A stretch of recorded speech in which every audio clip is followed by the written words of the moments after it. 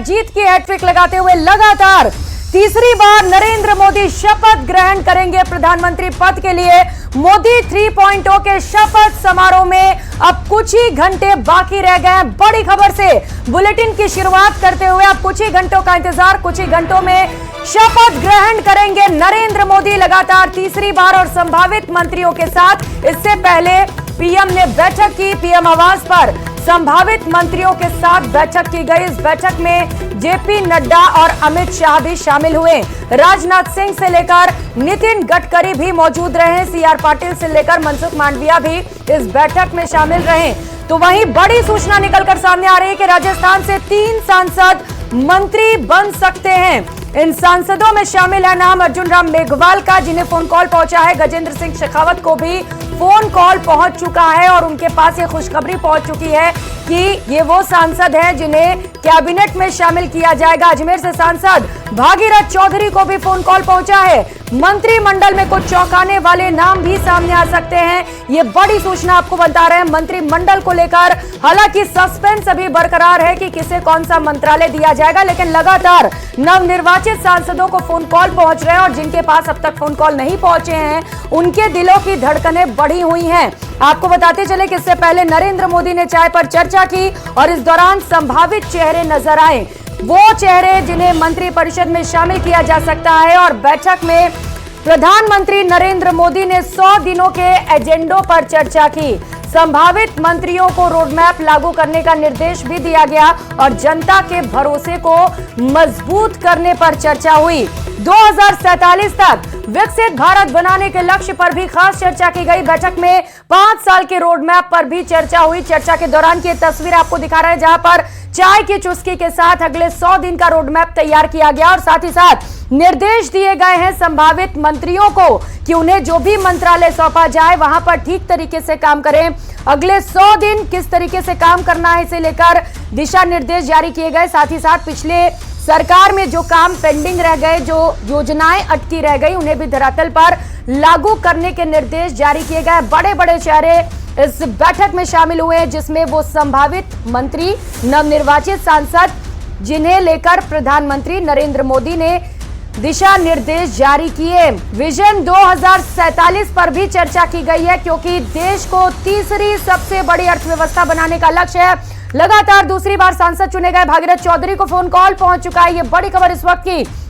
वो चेहरे एक एक कर आपको बताएंगे, दिखाएंगे, जिन्हें मंत्री मंडल में शामिल करने के लिए फोन कॉल पहुंच चुका है। अर्जुन राम मेघवाल बीकानेर से सांसद चुने गए, लगातार चौथी बार वो सांसद बने हैं, बम्पर वोटों से विजयी हुए हैं। और इसके साथ साथ गजेंद्र सिंह शेखावत जोधपुर से सांसद हैं, लगातार तीसरी बार सांसद चुने गए हैं और उन्हें भी फोन कॉल पहुंच चुका है। 2019 की मोदी सरकार में भी कैबिनेट मंत्री थे, जल शक्ति मंत्री थे गजेंद्र सिंह शेखावत, जिन्हें अब एक बार फिर से बड़ी जिम्मेदारी दी जा सकती है। खैर अभी मंत्रालय का डिस्ट्रीब्यूशन नहीं हुआ है और लगातार वो नाम आपको बता रहे हैं। राजस्थान से वो बड़े चेहरे, वो नवनिर्वाचित सांसद जिन्हें मंत्रिमंडल में शामिल किया जाएगा, जिनके पास फोन कॉल पहुंच चुका है।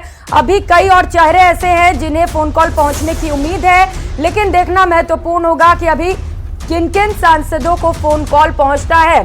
तो नरेंद्र मोदी के शपथ ग्रहण समारोह में शामिल होने के लिए विदेशी मेहमानों के आने का सिलसिला भी लगातार जारी है।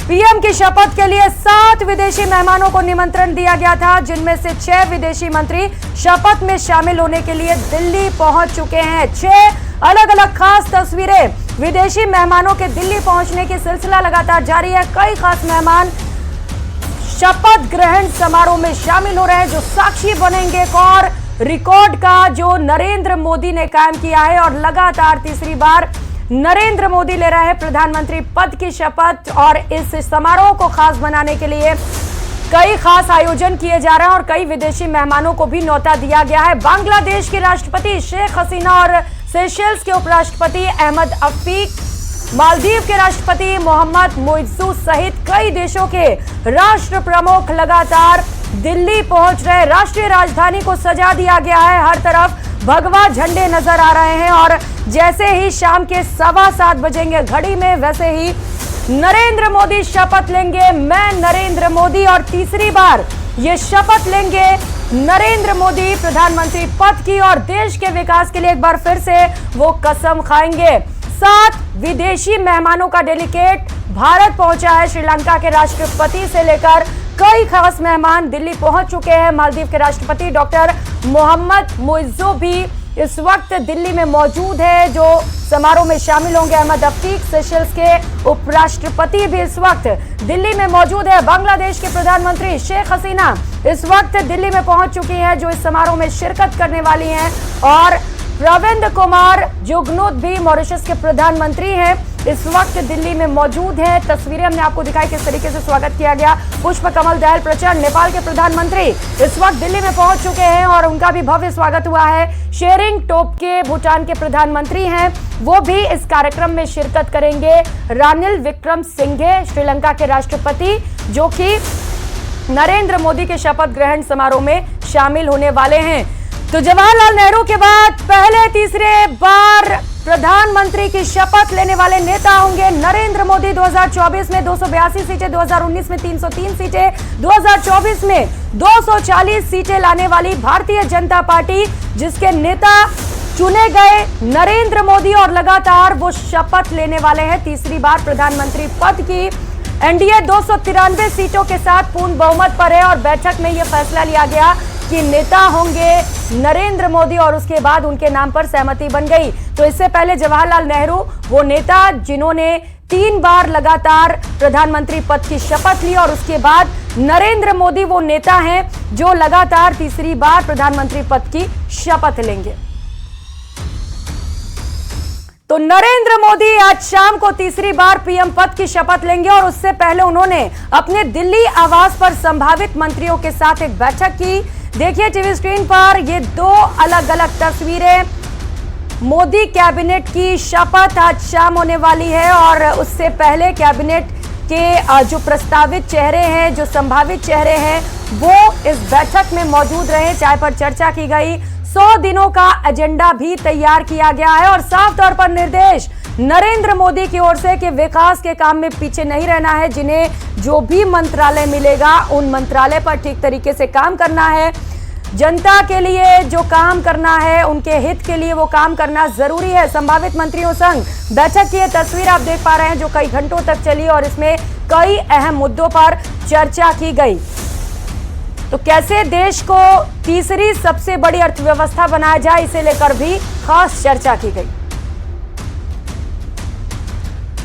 और बांग्लादेश की पीएम शेख हसीना ने भारत रत्न लाल कृष्ण आडवाणी से मुलाकात की, उनके आवास पर पहुंची और इस दौरान उनसे मिलती हुई नजर आई। ये तस्वीर आप देख पा रहे हैं। प्रधानमंत्री के शपथ ग्रहण समारोह के लिए निमंत्रण दिया गया, न्योता दिया गया और इस न्योता को एक्सेप्ट करते हुए वो भारत पहुंची हैं। दिल्ली में जब वो पहुंची तो लाल कृष्ण आडवाणी के घर पहुंची। हाल फिलहाल में उन्हें भारत रत्न से सम्मानित किया गया और लाल कृष्ण आडवाणी की तबीयत पूछने के लिए, उनसे मुलाकात करने के लिए उनके आवास पर पहुंची शेख हसीना। और उस दौरान की ये खास तस्वीर आप देख पा रहे हैं, जहां पर दोनों के चेहरे पर खास मुस्कुराहट नजर आ रही है और एक अच्छी मुलाकात के तौर पर इसे देखा जा रहा है। बांग्लादेश की पीएम शेख हसीना मुलाकात करते हुए लाल कृष्ण आडवाणी से, बीजेपी के दिग्गज नेता और इसके साथ साथ भारत रत्न से सम्मानित लाल कृष्ण आडवाणी। तो अभी भी नेताओं के और कई लोगों के दिल्ली पहुंचने का सिलसिला जारी है। दिल्ली में हलचल तेज है, लगातार वहां से अपडेट भी आप तक पहुंचा रहे हैं कि कौन कौन से दिग्गज इस वक्त राष्ट्रीय राजधानी दिल्ली में पहुंच चुके हैं, क्योंकि अब वक्त बेहद कम बचा हुआ है। और इस बीच जोधपुर से ये बड़ी खबर आपको बताते चले, जोधपुर से खबर है